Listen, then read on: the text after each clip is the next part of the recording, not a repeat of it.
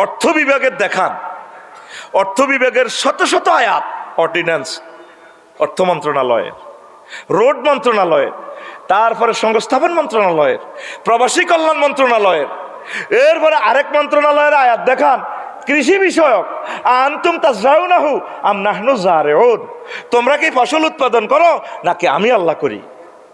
ওয়াফিল আরদে কিতাউন মুতাজাওয়িরাতুন, পাহাড়ে কোন ফল হবে, জলভূমিতে কি শাপলা হবে, তারপরে সমতল ভূমিতে কি ফসল হবে, এটা ডিজাইনও মোহাম্মদ সাল্লাল্লাহু আলাইহি ওয়াসাল্লাম বলে দিছে, আল্লাহ বলে দিছে। আল্লাহু আকবার।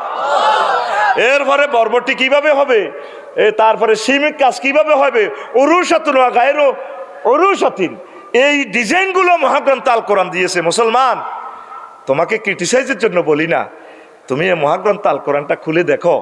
ও পশু সম্পদ মন্ত্রণালয়ের সকল আয়াত, একটা সূরার নামে আছে পশু সম্পদ মন্ত্রণালয়, সূরাতুল আনআম, সূরাতুল।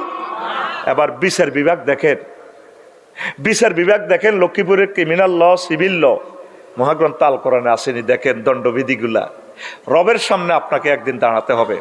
তো রমজানে যেভাবে ভয় করেন, এইভাবে প্রত্যেকটা আয়াতকে নিজের জীবনে যদি প্রতিফলিত করতে পারেন, ভয় আসে, মনে করবেন যে রমজান আপনার জন্য সার্থক হয়েছে।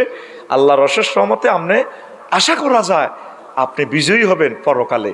এই দুনিয়ার জীবন যাই হোক, জয় পরাজয় আর কি 60 বছর 70 বছর, এরপরে এমন জয় আপনার নসিবে আসবে যে জয়ের দিনের আনন্দের শুরু আছে, শেষ।